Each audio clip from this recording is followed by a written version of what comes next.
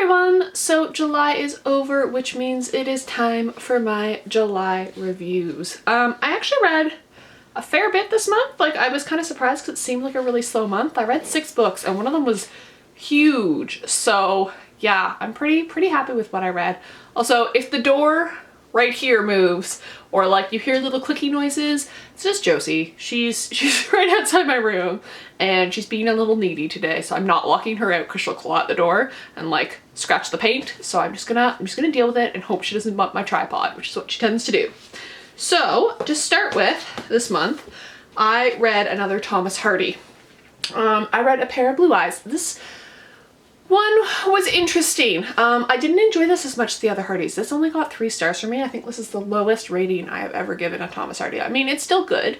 It's still Thomas Hardy. But it took a really long time for me to get into this. Like, I didn't actually start this until like the 2nd week of July. It was a bit of a slow like start to the month for me for reading. I was just really busy and like a lot of stuff was going on, and yeah, it just wasn't doing it for me.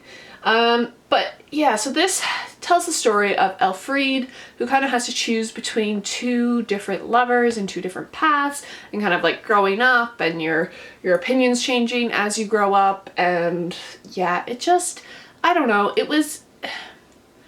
it felt just so like I didn't love it. It wasn't my favorite Hardy. It wasn't bad, but it's just not one that I'm like crazy about. I am glad I read it because like obviously I'm trying to get my way through all of Thomas Hardy's works, but yeah, just not a favorite there. Next up was my booktube recommends, and that was George Sand's Indiana. This was recommended to me by Yamini over at The Skeptical Reader. We actually ended up doing a buddy read, and Yamini and I, for this one. I didn't realize when Yamini recommended this one that she hadn't read it yet. So this is a French novel. George Sand, like George Eliot, is writing under a pseudonym. She's a female author. I think it's, yeah, 1831 is when this was published. So like an earlier French novel. This was really entertaining. Like, it was over the top and kind of overly dramatic and very French, and like if that's an adequate way of describing a novel. I can't really give too much away without giving away the plot, but basically the main character, Indiana, is married to an older gentleman. She is from the West Indies and has been like brought over to France to marry her husband, and they don't have a happy marriage, and it just kind of leads from there. There is an attractive young neighbor involved, and it's very interesting and very overly dramatic. I enjoyed it. I don't know if I'm gonna keep this. I think this is one of the ones that's just not gonna stay on my shelves after I move, just because while I enjoyed this, I don't think I'm gonna want to pick it up again. But if you're looking for French female novelists, definitely give George Sand a go. Next up, I read Cheerful Weather for the Wedding by Julia Strachey. This is one of the Persephone books that I picked up when I was in Toronto. This was okay. Like, it basically covers an entire day of a wedding, and it's so-so. Like, I'm not in love with it. I'm gonna get rid of it. I'm glad I read it. I think I gave it like 2 stars. It was entertaining. It's really short. If you're looking for kind of that, you know, a brief glimpse into a family's life and their idiosyncrasies, check this out. Otherwise, I mean, I've read worse, but I've also read better. So yeah. And then the next book that I read is the massive one that took me the majority of the month, and it is Les Miserables by Victor Hugo. I listened to this as an audiobook. It was 60 hours long. The audiobook, which I've never experienced before, was divided into 7 parts for like, so it didn't like take up so much space on your phone. I enjoyed this. This is kind of like a 3.5 star read for me. It's not amazing. A lot of what takes away from this is that Victor Hugo tends to go on really long tangents and basically writes essays on things from the Paris sewer system to the Battle of Waterloo to the like youth who wander around Paris, and it's just that really took away from the story. Like, I really enjoyed the story, parts of it, but the essays just kind of killed it for me, and I was just like, oh my god, how many hours do I have to listen to this, like, talking about the Battle of Waterloo? I mean, it's interesting, but it does definitely take away from the story, so it did knock it down a couple stars. I also, in kind of a comparison to the movie slash stage production, I both liked and disliked Cassette more. Like, I liked Cassette a lot more earlier on in the book. More so, I kind of connected with her a bit more than I do in the stage production or the movie. And then at the end, without giving too much away, she really, really pisses me off. Her reaction to a certain thing is just kind of like, really? Really? This is what you're going to do? I found it really interesting reading this. There were parts of this that I found less emotional than the stage production or the movie. Spoilers, I will wave my hand when the spoilers are done so you can come back, but if you haven't seen the stage production or the movie or read the book, please stop watching. So spoilers are starting now.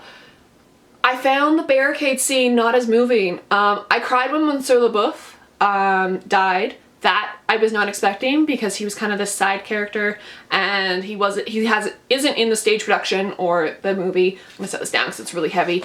And it just, that, I was like driving to pick up my friend from the airport, and I was like crying hysterically on this highway. But when all the students died, like, I have a real deep emotional connection with Enjolras in the like production, the stage production and the movie, and with Gavroche and Confayette and all the students. Like, I always cry at that scene.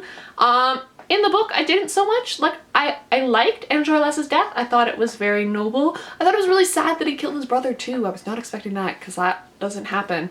But yeah, it was weirder parts were emotional than like others. Like, parts that I wasn't expecting were more emotional than they were in the thing. So if you are done, no more spoilers. So no more spoilers, you can come back now. So yeah, so I mean, it was good, but the essays kind of took away from it. So then the next thing I read was Framley Parsonage by Anthony Trollope. This is part of the Chronicles of Barsetshire.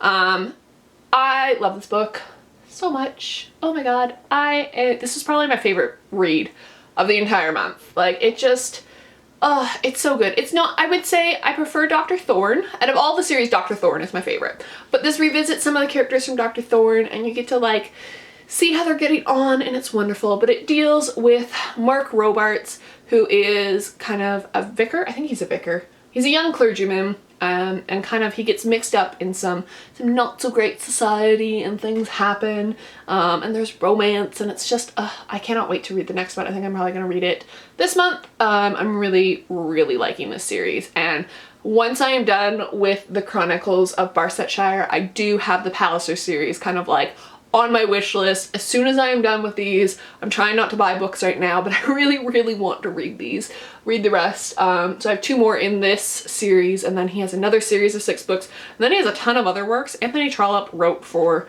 money. So like he's very clear about that, and he's often criticized for this, but it meant he produced a lot. So there's a lot more Trollope to read, and I'm really enjoying him, so I'm excited about that. And then the last thing I read this month was The Hound of the Baskervilles by Sir Arthur Conan Doyle. This is my first Sherlock book. I haven't read any Sherlock before. I know, weird. I picked these up, like I picked up 4 of these of the Penguin English Library editions because they were really cheap when I was in Toronto, and I decided to just, you know, get on with this one. I did quite enjoy it. I think I gave it a solid like 3 stars. It's not, I mean, I think part of it is I kind of knew the story. I mean, I watched Wishbone growing up, so I feel like a lot of classics are partially spoiled for me. But I did quite enjoy this. I enjoy kind of the banter between Watson and Sherlock. That definitely, I was pleasantly surprised to see how well it came off in the books, because I've only ever seen like Elementary or the BBC Sherlock or the Robert Downey Jr. Jude Law Sherlock. I've never read them, so yeah, it was kind of pleasant. I'm looking forward to reading the rest of these. I think these will be like good kind of quick reads when I'm feeling really stressed. This will be like something to read. So those are the 6 books that I read in July. Let me know in the comments down below if you guys have read any of these. If you have read Les Mis and you find the digressions really, really frustrating, let me know, because I will admit I started skipping through them because I couldn't deal with it. I couldn't. It was just too much. So I will see you guys in another video. Bye!